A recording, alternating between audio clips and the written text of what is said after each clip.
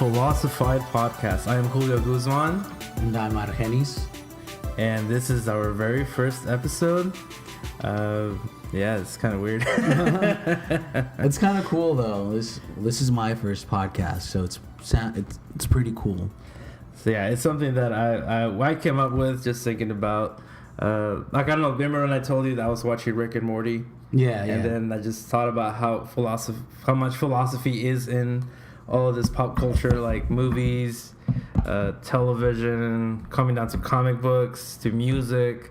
And so I thought, I think something interesting that a lot of people don't really talk about, and I thought we could do it. So yeah, philosophy is in everything, and you don't really acknowledge that it's there until you really start dissecting things, and then you're like, oh, Socrates said this, oh, Plato said this, blah blah blah, and then you're like, what the hell? These ideas and concepts have been here for thousands and thousands of years. Yeah, was this from his inception, which was with Plato, right? It's when it all started. Mm-hmm. He started questioning everything, and I think that's the main thing of philosophy, just starting to question your surroundings, the ideas of other people.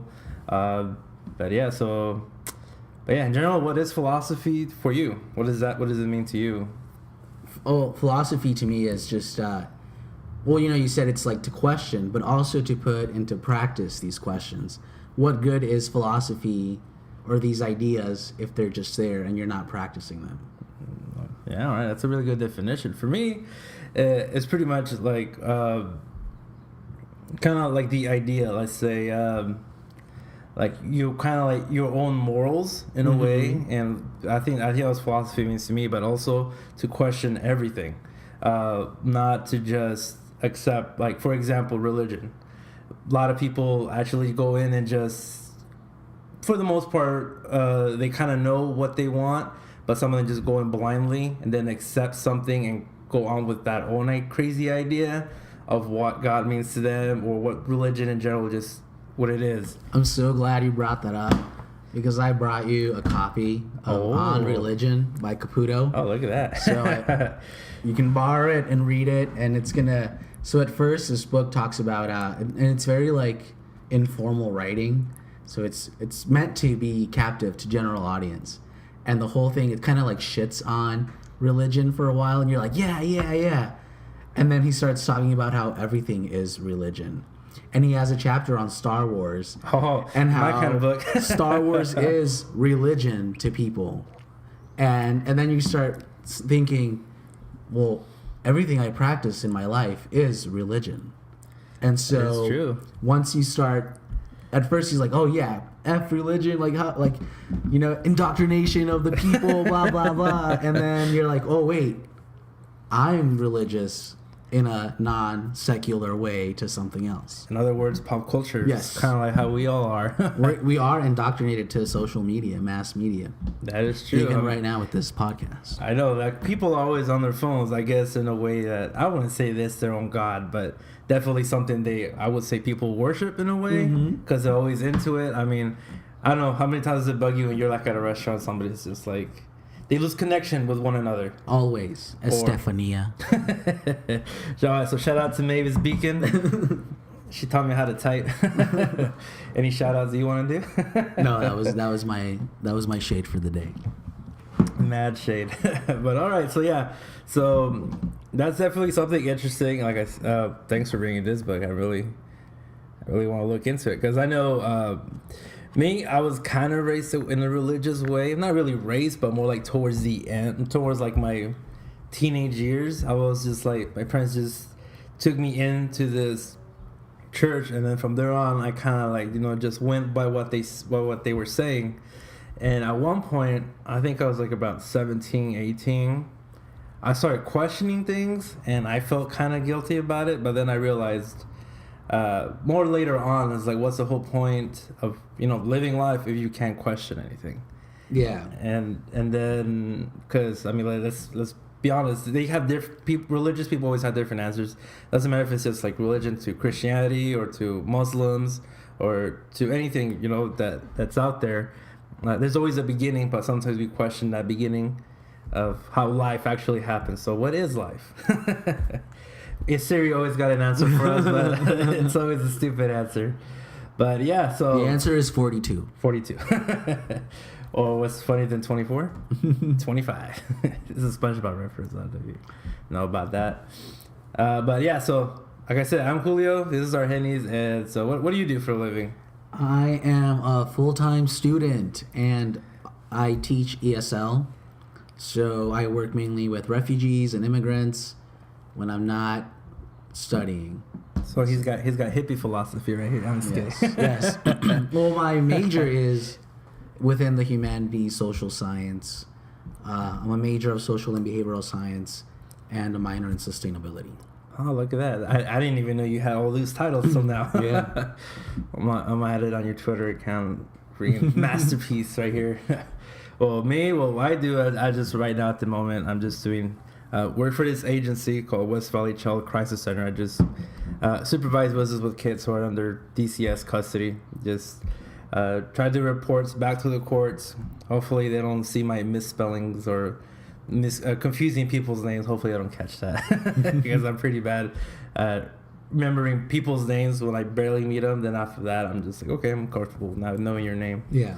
So when I used to teach chess, kids will a lot be just asked. I would go around telling them, hey, what's your name? All right, what's your name? What's your name? By the time I got to the 30th kid, I'm like, all right, I forgot all your names. Just John, Juan, Becky with the good hair. Oh, Becky. But okay, so like I said, so we just told you what our own opinion and philosophy is, what it means to us. So, and like I said, philosophy was pretty much founded in Greek culture. It was with Plato, like just pretty much what he started off questioning, like government and everything, and then from there on, a lot of more pupils went from that, and that's where we are now. We have a lot of modern day philosophers, even from, let's say, what's one of the most modern ones. God, I forgot his name already. He has a good book actually out there. It's called In the Dust of This Planet. So he pretty much kind of goes around through like existential horror. Okay. So like kind of like let's see. Have you ever seen Alien? Yeah. I don't know if you ever have. So his main from one of the parts that I read is that his main focus was that people in movies are usually the main characters, and was sometimes that we don't know that it's our own existence, like an alien, kind of puts more fear in us since we are the central part of the story. So it's so that's one of, I think, is one of his modern days. That's interesting. You'll have to later. link me to that because that sounds really interesting. Yeah, I'll definitely give it to you. But yeah, so there's a lot of types of philosophy. Like I said, there's existentialism, there's ethics. Ethics is kind of like not ethics, logic. There you go.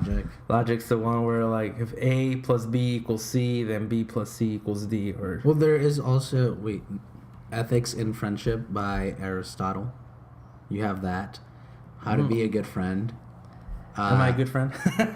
Well, there's different kinds of friends. There's friends of pleasure, which Aristotle says those are like the worst kinds of friends. And then there's like friends of, I'm not really into philosophy. Like I can't tell you technical terms. Neither can I. So I took this back in college and that was a while back. But then there's some where like it's a give and take. And then like your true friends, the friends that you strive to get should be the ones that help you grow. But then he adds another layer of, well, if you're only seeking out these friends that help you grow, then are you a real friend? Because then you're only a seeker and not a giver. Interesting. So there's a bunch of like... I like to feel like I'm a giver. Don't I know it? To give out a lot of things. But yeah, there's all types of things. Like I say, even goes down to religion. It's just the ideas that are implemented into people. Like kind of like, what is that movie, Inception, right? Where like where Leonardo DiCaprio kind of gives them the idea of I guess his wife, right? Was it his wife? That was, I don't know. Have you seen it? I haven't seen Inception. Oh, you haven't seen it? Okay, then never mind. This is big Well, you can tell me, like, you can explain it. Oh yeah, it's kind of like he kind of like gives when the movie's about dreams, Okay. and they're stuck in this dream where they're like, going on for like, whatever how many years they've been there, and they start losing their own reality. So once they wake up from that dream, she's kind of questioning now her own reality, and it goes on from that. And before they wake up, he tells her that this isn't real. There's a train coming, or something. Like that. I'm just paraphrasing here, and she wakes up with that I'm not real. Ends up throwing herself off the building, and just having a living hell for Leonardo DiCaprio after that incident. So. But okay, like I said, now philosophy is revolved around many televisions, books. I know you and I know you have a favorite book. Probably my favorite book too is Into the Wild. It's kind of like the whole philosophy of experiencing nature, and I know you yourself love nature more than you love the city of Phoenix here. Yes, I hate the city. I'm an avid hiker, I love being outside. So what's it like, being what's the difference between being here in the city and then outside? Obviously, I spend more time here in the city, and you. Well, you don't even have to leave the city because we're surrounded by mountains. That is true, compared to other states. But it sounds, I guess, kind of corny, but I think it's just feeling like you're part of something bigger. Mm-hmm. Because when you're on a mountain, you're so minuscule compared to it. And then you're looking out into the view, and you become even more minuscule. You become tinier, And so I don't know if I believe in God, but I believe in something higher, greater than me. And we're not here by mistake. And so just being outside, it's so like it brings me to self-reflect a lot. And yeah, I don't know.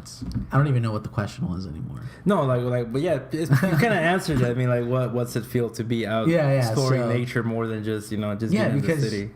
I don't know. It's like just yesterday I was in up north, and so just being outside, it's so nice. Where'd you go? Prescott. Oh, Prescott, yeah. Prescott's a nice little city. I haven't been there in a while too. Yeah, it's a nice the square, just going to the lake. It's so nice. Yeah, so definitely, I think in my experience, I think it's nice to get out of your own little box. At least for us, that's Arizona or Phoenix for the most part, just Maricopa County, and just going out to explore other cities and other cultures. And yeah, I definitely like a lot to museums, just because sometimes we're here, we just going down McDowell or whatever it is, and that's our own culture. Yeah. And then going to other museums, you get to see other things from the cities and then from the world. So yeah, I like going out to museums, and that's kind of like how I guess in a way I step out of my box. That I live in here. Yeah. See, and for me, rather than also just going out away is not always feasible. So I live in many worlds just by reading books, dude. I read so much, it's ridiculous. Yeah, I know you're a bigger reader than I am, that's for sure. So I can be, just I don't know. So that's my escape too. I don't know. I just wanted to throw that out there. Escape from reality. Yeah. What was the name of that? I forgot what that song's from. I just know that's for part of a lyric song. But yeah, so like I said, television, books, music, movies, and video games, it's all has its own philosophy. For me, a video game, actually, that is kind of meta in its own way. It's Grand Theft Auto. Okay. Because you have your own freedom to do whatever the hell you want. And a lot of people always say it's a really violent game. Kids shouldn't play it whatsoever. But everybody has their own choice what to do in that game. So if you want to drive properly, you can. If you want to stop at every red light the game shows you, you can stop. But how easy is it to actually drive properly? And because I don't play a lot of video games, but yeah, but modern day controllers now, it's a lot easier compared to Grand Theft Auto. Now we're good. But yeah, so I mean, at least now when you have Grand Theft Auto 5, there is a lot more freedom to what you can do compared to what you do in Grand Theft Auto 3, and it's more proper too, like the way the mechanics work. Okay, so do you think that when we have absolute freedom, do we act with absolute freedom? I think so. I mean, if there weren't, I don't think if there were laws in this world, I think everything would be in its own place. But compared to like the game, where it gives you that freedom to do whatever you want. Obviously, there's still repercussions of your decisions that you do there. Like, let's say you kill somebody, the cops are gonna come and get you. That's just what happens in the game. But also, it goes to show how you, as a person, reflect like unconsciously. Is this something that you really want to do? Do you really want to go doing drive-bys, committing crimes? Is that something that you really want to do, or is it just because it's a game? So, but then, why even invent the game if you're just gonna follow the rules? Money, all comes down to money. Let's not get into money because I'm a big Marxist. Oh, that's not. That's not what this podcast is. But yeah, that's pretty much the whole idea of this. Just bringing in whatever modern pop culture we have. Okay. And just bring it in. Because I don't know if you're like familiar with Sigmund Freud. But, yeah, I'm familiar with him. Okay, and you know how he's very radical, like everything's about sex. We're, consumed by sexual desires. That's how we are born. That's how we develop, blah, blah, blah. So he has this book, and it's escaping my brain right now. But in this book, he talks about how we as people, if we live just by our instincts and our absolute freedom, we don't have society. And so we are bounded by social cues and like society to act and behave a certain way. So it's kind of like an expectation? Yes, but it's an expectation to progress. Because in his idea, if we just live by our natural sexual desires, nothing gets done. And we're just animals. Think with your penis instead of your head. Yeah. So we're just animals and there's nothing that is conductive. And then so that's how he just explains, I think it's called society or dysfunction, something like that. Okay. Well, I might have to check it out then. Yeah. That sounds something that...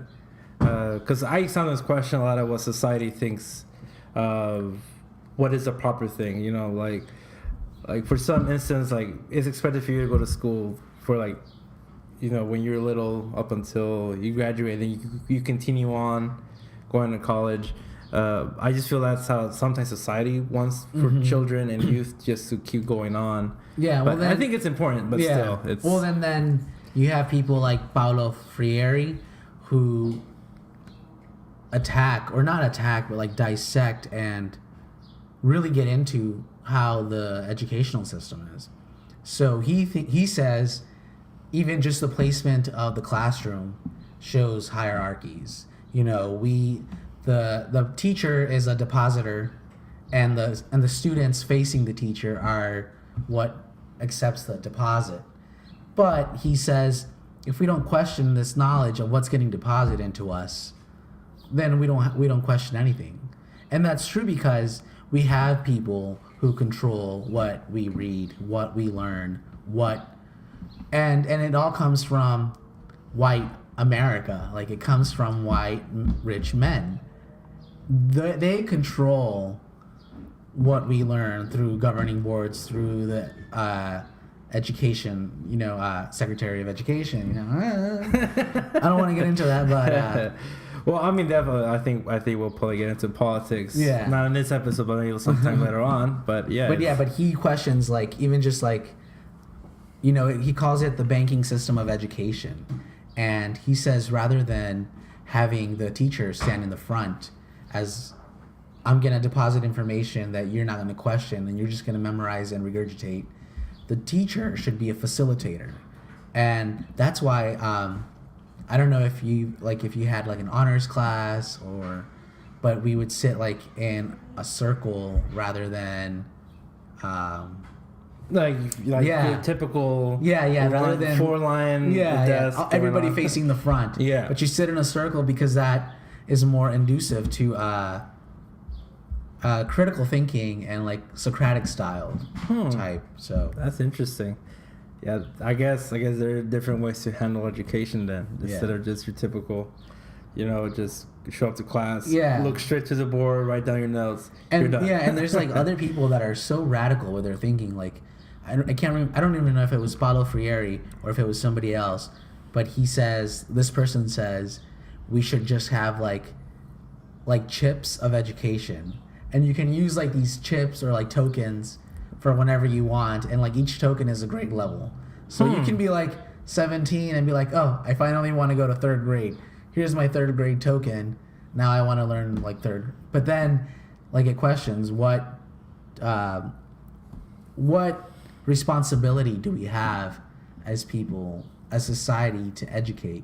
Because if we have that system, then are we even learning anything? Like how do you get to that point where you're smart enough or capable enough of saying, okay, now I want to learn? What if it's too late? Like if we don't, Yeah, definitely a different way of thinking how the education system should work. Yeah. That whole token thing, I don't know, that seems kind of like...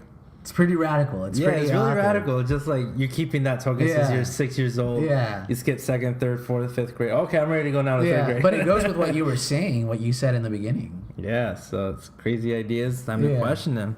And like I said, there's nothing wrong with that. So, so we have 3 main topics we want to talk about. So, did you pick something in pop culture, like a movie or something that you want to talk about specifically? Because for me, I have a movie that I really want to talk about. I don't know about you, if you brought like a game or music. I didn't. I was just gonna freelance it? All right, freelance this. But I mean, like, there's... I don't know if you want to start or you want me to start. Whichever one is fine. Go ahead. But I'm a big Mumford & Sons fan. And the reason why, it's because their whole first album, Sigh No More, it's all philosophy. And it's all, like, Shakespeare. It's all... really poetic in its own way. It's very, very poetic. I'll agree on that. And, damn good album, too. You have The Cave, which is a big... Homer and Plato reference. You walk out of the cave and you experience things, and I gotta go walk back in. And then it's also a reference to like Du Bois. Once you look over the veil, you can't see what's been seen. You can't unsee it. And I think that's the same for life. Once you know something, you pretty much can't be ignorant to those things.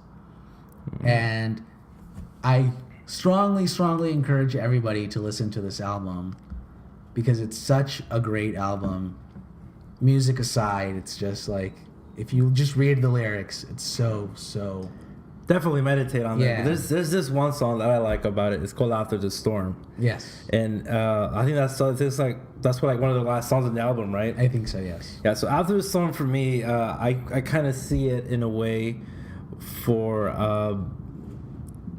because lately I've been a lot into I've been looking into what really the whole theory or the whole idea of Sisyphus is, and I felt like that was like a big part of it. Let me see if I can find the lyrics for it. There's more like towards the end of the chorus is get over your hill. Yeah. And hold on, let me see if I can find it properly. Hold on, see.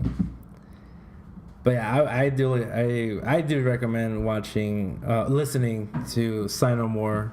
It's definitely a good album. I liked it a lot. I remember, who showed this album to me? I think it was Yazzie. Yazzie? Yeah, he showed it to me, and I was like, oh, this is a good song. And then later on, I actually got it. I forgot who I got the album from. I fell in love with it. And they've had good stuff along after that. Yeah. Let's see, what is it? Yeah, they're really good. I've seen them 3 times. Oh, that's right. Twice in Phoenix, and one time I traveled like 16 hours to Colorado which was really fun. Yes, dude. And I've always been like front row, and then I'm always like my favorite one is Ben Lovett. So I was like, Ben. And he always like waves or says like, hey, what's up, dude? Cool. Yeah, I know you. yeah. I actually have a picture that I'm gonna pull up so I can show you. All right, we'll put it up on our Twitter. Gotta make a Twitter. But yeah, so here's the lyrics. And love will not break your heart, but dismiss your fears. Get over your hill and see what you find there, with grace in your heart and flowers in your hair. Yes. So I don't know. I always associated that with the guy Sisyphus. You know, the guy who had to carry the boulder because he was cursed by Zeus just to carry it up and over the hill for the rest of his life, and it's the same hill. It's not like there's a change of scenery. There's like, I feel like if you saw something different, you know, it wouldn't be like, I wouldn't be so bad, you know. You know, like it wouldn't be so bad because then you're just moving this big rock, like, you know. But and then even that, roll away your stone. Roll away your stone. That's another one. That's another song. But you know, he's just going through the same motions, and I guess, and you can apply that to our lives too. Like, how much monotony do we have? Is enough? Like, when do you change your routine? Yeah, because I mean, we live every day. We wake up from bed. Yeah. Go to the restroom. Like that's what I do. Wake up in bed, go to the restroom, take a leak or something else. Brush my teeth, change clothes, and go to work. Come back home, do whatever it is I have to do. Go back to sleep and do the same thing over and over again. That's how I feel. At least that's how I feel what Sisyphus represents as a person. Yeah. You know what we do every day. In a just continuous, and I feel that's the same way as, like, you know, when you're looking at the sun, just goes around, comes back. I feel that's the same thing with that whole idea, and I feel like sometimes it's kind of depressing when you think about it because you're just living your day. It's very bleak, yeah. It's like a bleak future, but I think also you have to think about why do we have this notion that this mundane is bad? Like, why? Is settling bad? I don't think necessarily. I don't think settling is bad, but it's a 9 to 5, like it's a 9 to 5 work day. Yeah, like, you know.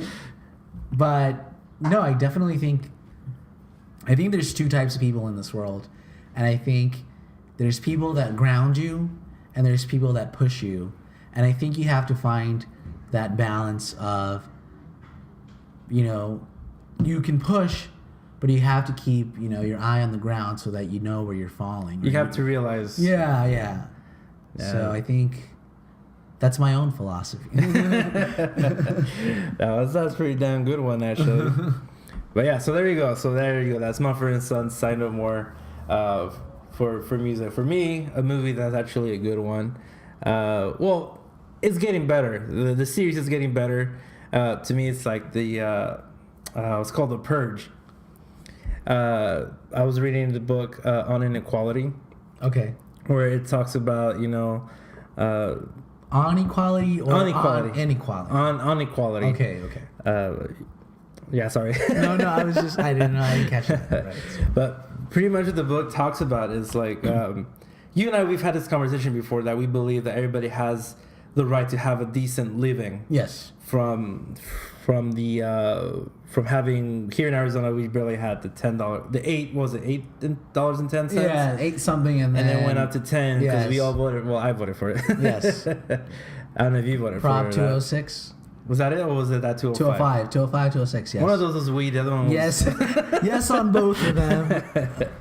But yeah, so I was like, yeah, you know what, I think it's... At first, I was kind of like, you know, iffy about it. It's like, why do people deserve to have $10 more than me, who's somebody who's working a tougher job?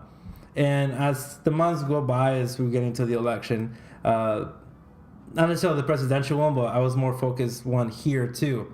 And I realized that, you know, I don't think it's bad that somebody needs to have a decent living, you know, just to get by, to have enough for rent, for food, for their gas, or for their vehicle.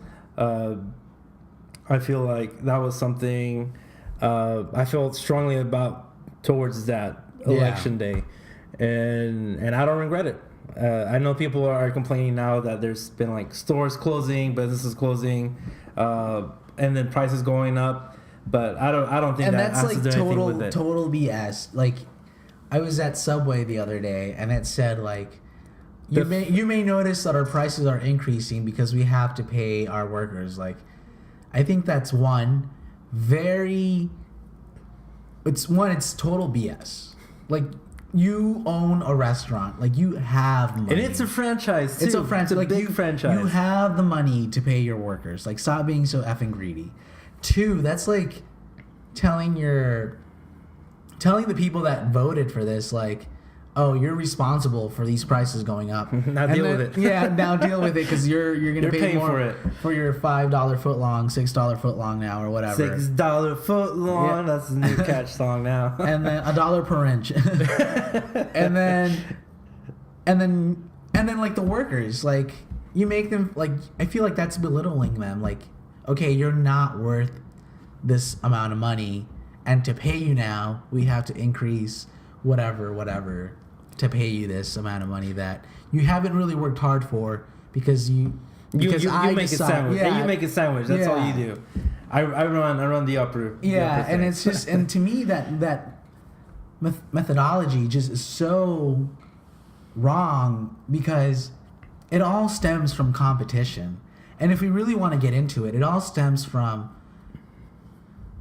and like, I don't want to get political, but it is all politics. It all stems from whites, you know. It stems from the bourgeoisie. It stems from the rich white people back in the day, trying to differentiate themselves from the lower class white people. And to them, it's like, and that's when like the introduction of race came. You know, we're gonna throw you a bone because you're poor, but now you're poor and white, so you have some privileges over the black people. That's interesting. I didn't know about that. That is how race came about. Like, you have to. What they did was create competition amongst the lower ranks, so that at least the focus now is off of the people that actually control this.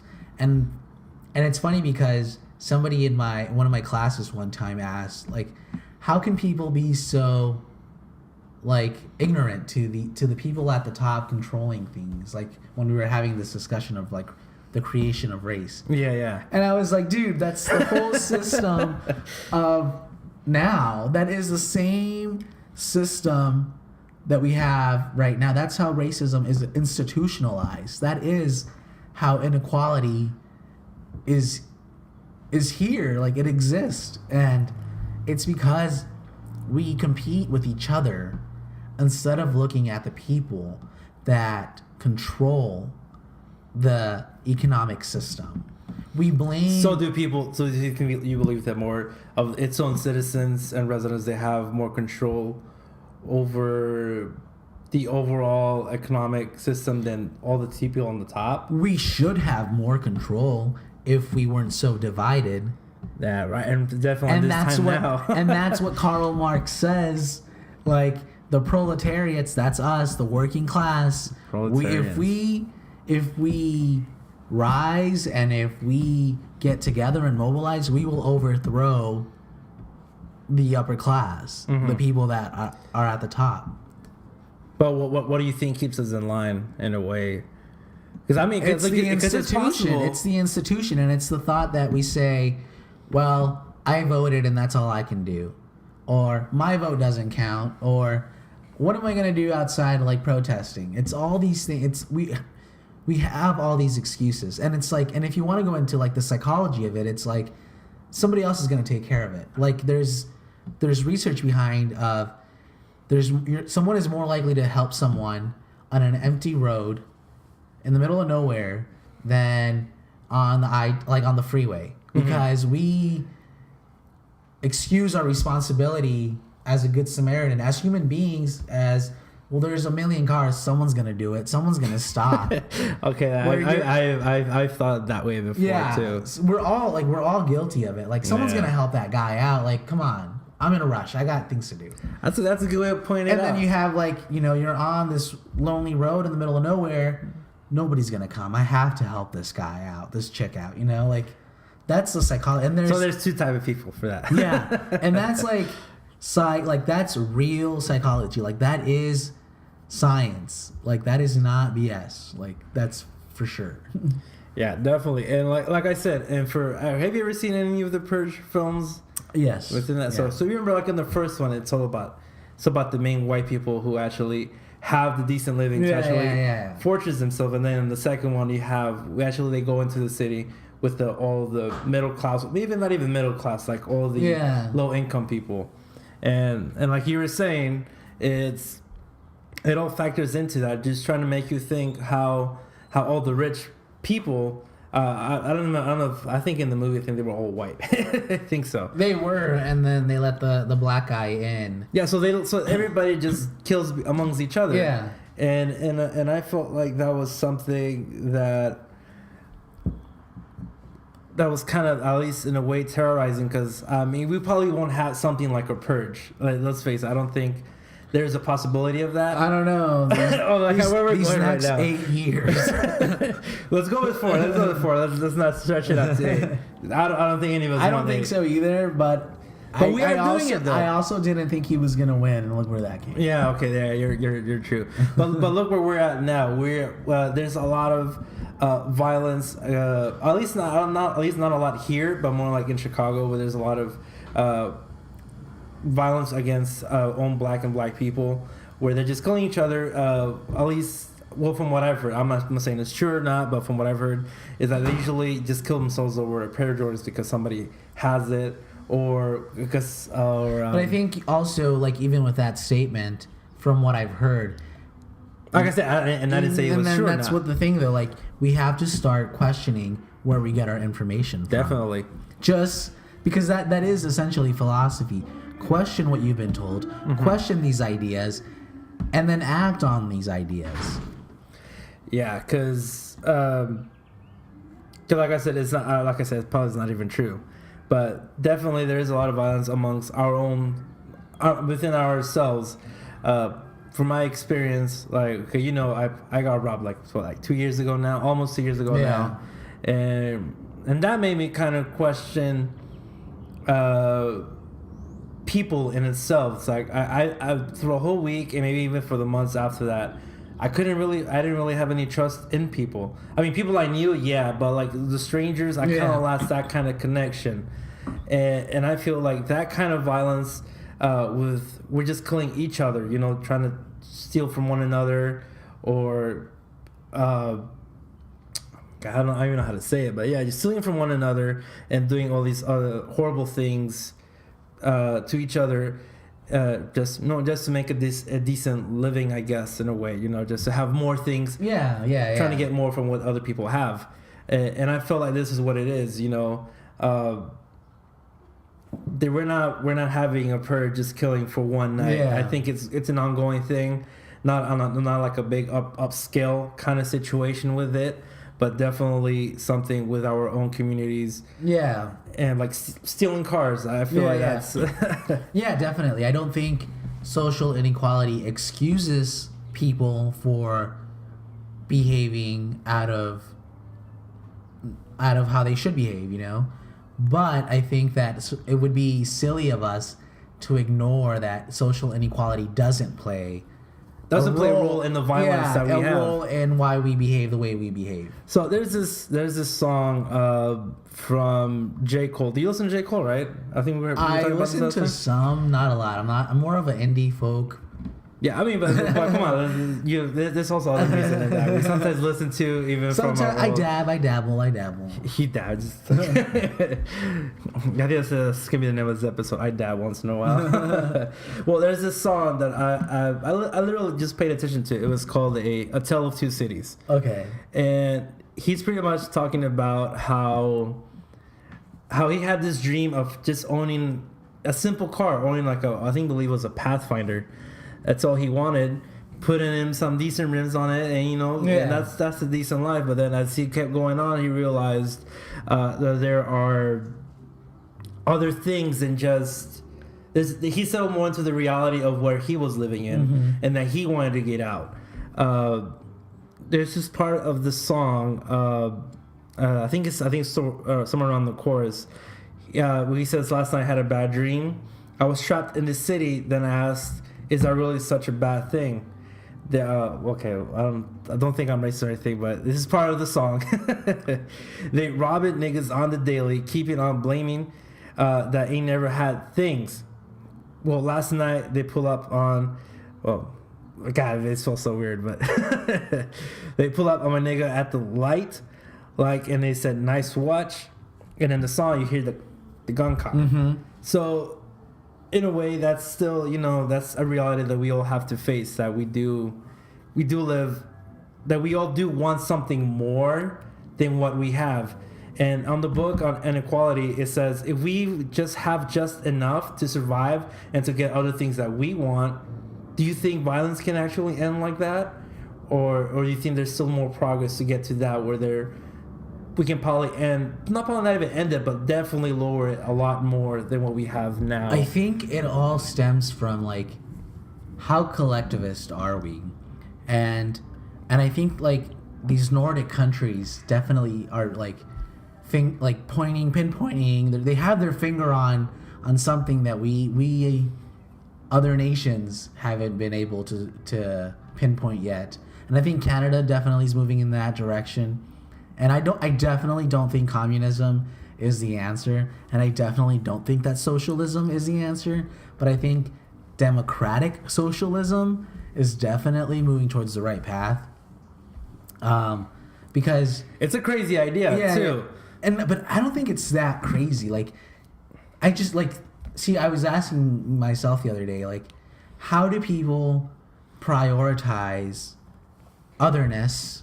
Like, and by otherness, I mean, like, Muslims, the LGBTQ, like, immigrants, and all these other things, and people and ideas and concepts over their own healthcare. Like, you have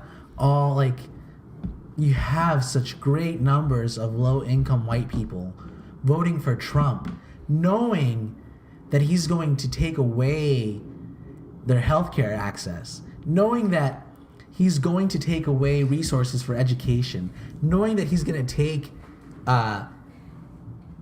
attack, like, climate change and our environment, and how do you prioritize otherness over your own livelihood? And it's very interesting. And it's like this concept that I've been struggling with is, like, I'm very open-minded. And then the thing with that is when you're very open-minded, you're so close-minded to people that are so close-minded, and you have to find, like, this balance of just accepting that these people, like, think differently, and then accepting that these people that you're not responsible for these people, also in the way that they think, because so kind of like you're just brushing it off, you're not really brushing. You can't brush it off, because it's called radical acceptance, and if once you accept these things, you also have to validate these things. It's a practice. You validate and you accept, because if you do one more than the other, then it's not very, like, you're not really solving anything. But we have to start looking at things, and I don't even know if we're stemming away from the topic of philosophy. No, it's definitely like you said, it's questioning things and having.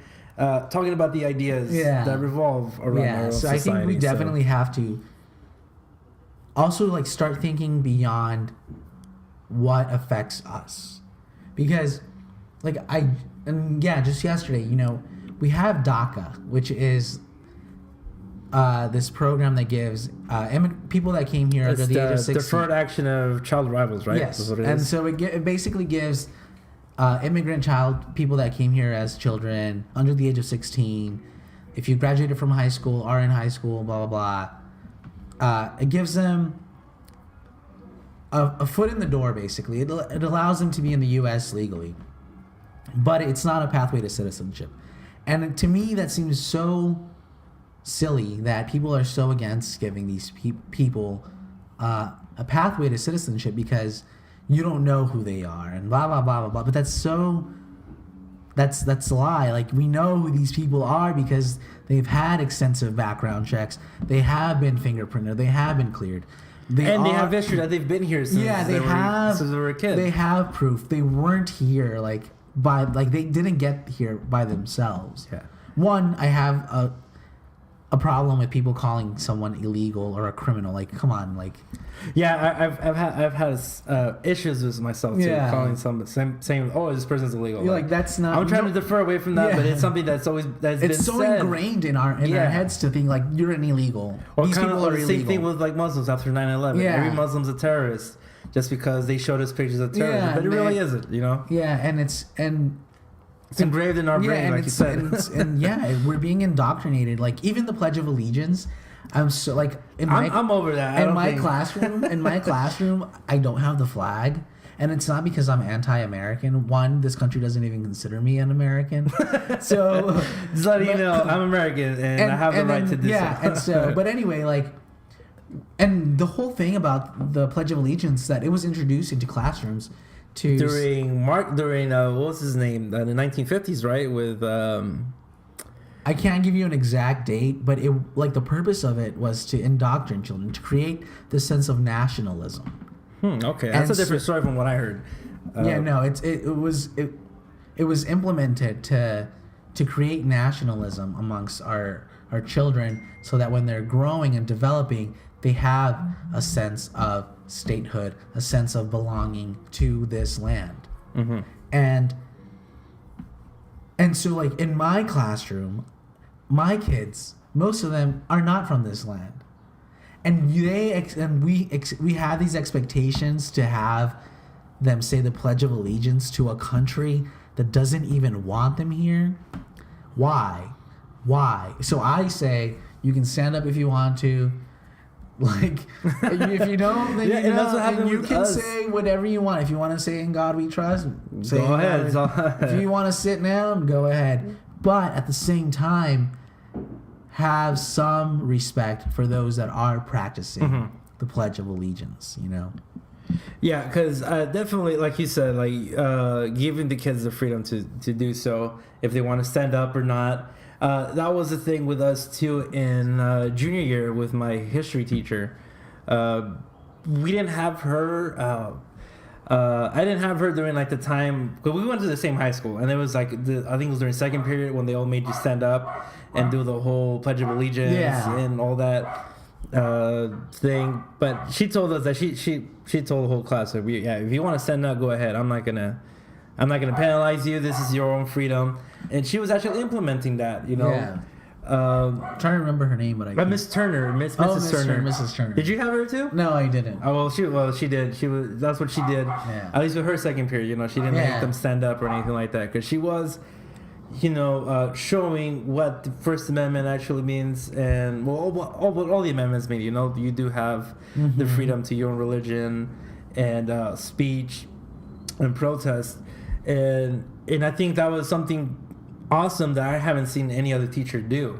Actually, you know, letting the students know, letting me know that yes, we can do these things that aren't in the amendments, and it's not such a crazy idea to not stand up for something that I guess in a way it's kind of expected for you to do.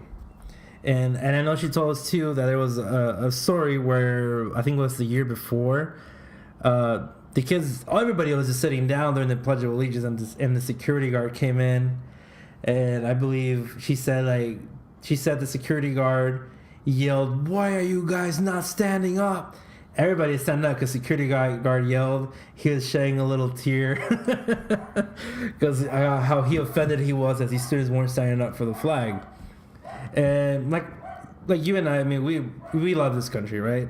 Even with its flaws and its ideas of like other people who aren't above, I would say minorities, who aren't in the majority, which is, you know, goes around from being from another country with other religions.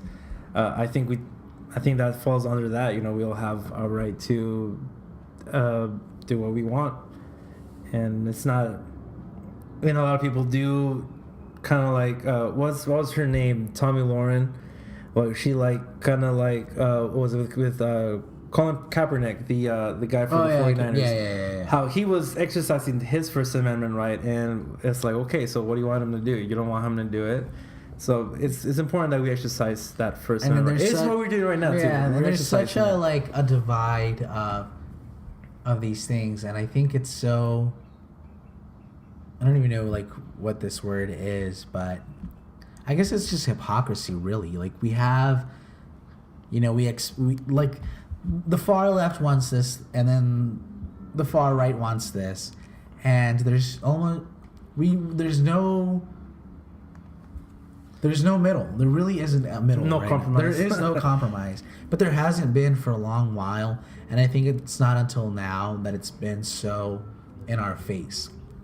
And a lot of people are actually going out, you know, and speaking about it. Well, it's like it's almost like we have to, because we can't be ignorant and assume that the media has always told us the truth. But now it's like, come on, like, you're getting out of control. Like, alternative fact, like, you're really not even saying anything. Like rest in peace, all those people for Bowling Green. Like, come on now. Like, come on. Like, where were you? I don't know where I was, because that never happened. It never happened, man. I was at Subway paying a little extra for my sub. Well, now with the whole, like you said, we are getting kind of into politics. Yeah. But still in that same thing. Well, about even then, Socrates was, outcasted and lynched for this, because he questioned authority, because he questioned the ideas of the system, and they didn't like that. The people that controlled the society didn't like that Socrates was being so outspoken and so inquisitive of the way things were. And and then the symposium, I don't know if you read the Symposium, but that's basically, I heard of it. That's basically Plato's pledging his. It's a book, and it just talks about, and it's about how Socrates and all these other great philosophers of that time are like telling what love is and what love is not. And basically this book is encapsulating what Plato is feeling, what he felt for Socrates after Socrates, died, because of all this, because it was basically a love letter, like, thank you for letting me think, thank you for letting me question. And then it was kind of like his goodbye to... Goodbye. Yeah. It's a good Lord of the Rings ending. Yeah. When Frodo gives Sam his little book. Mm-hmm. The last pages are for you, Sam. greatest gay love story in my opinion. Even though it didn't seem like it, I think it was. But yeah, that's the whole gist of this whole thing, and. I know, I can't believe it's been like almost an hour. I know, 53 minutes of running. Should we pop into really quick TV shows, books? Go ahead. I mean, there's a lot of things. I don't know. You go ahead. You lead us the way. I mean, there's a lot of TV shows. It goes again with one that I actually want to talk about. We'll probably talk about later. It's about Breaking Bad and the whole healthcare. We see how this hardworking teacher, way underpaid. Yeah.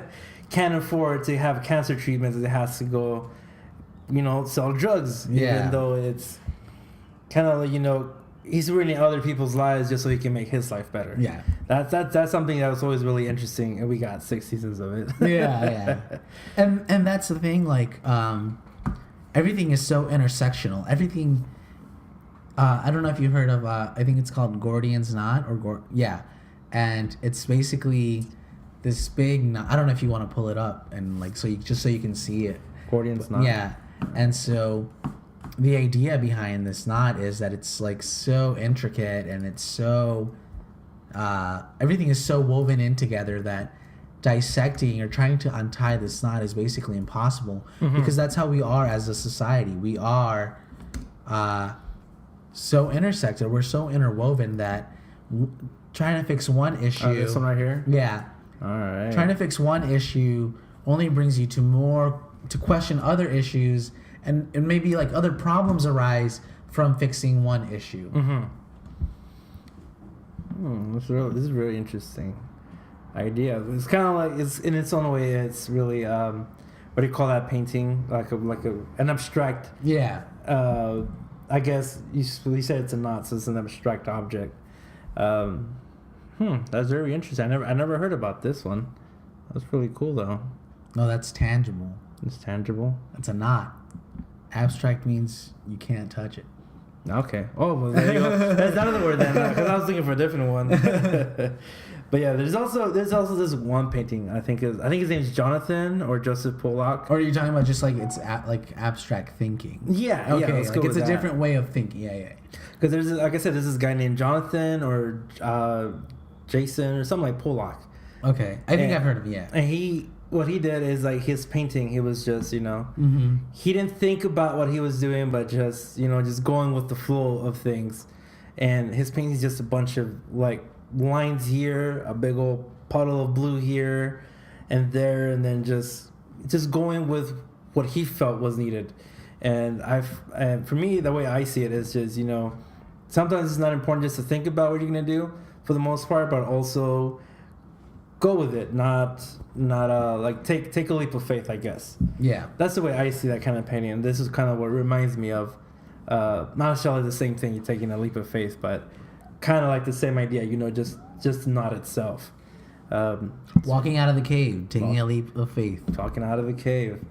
What other movie did they mention the cave? Wasn't it like in The Matrix or something like that, where like where they're talking to Neo about doing the whole cave? Yeah, there's so many references, like just in mainstream, like in any movie, you have all these ideas like of questioning. You have Total Recall, which is questioning. Kind of like this. What was his name? Descartes, wasn't it? Yeah. Like in I think therefore I am. Yeah. Which is the knowing that he's thinking, so he knows he's real. But what about everything else that's around him? Yeah. And then there's. Oh, that was actually a Rick and Morty episode. Remember I told you? Yeah. Have you ever seen Rick and Morty? And I did download all the episodes, and then I couldn't watch them on my Blu-ray. Like the extension was wrong or something. Yeah. Well, there's one episode where I didn't realize it until I watched it like a second or third time. I realized that whole episode was a Descartes episode, because there was like. Can I interrupt you right now? Yeah, go ahead. So you brought up the I think, therefore I am. There's an African proverb that says, I am because we are. Which I think is such a better way to It's a better one? Yes, well, it's such a different way to look to think about it. I am because we are.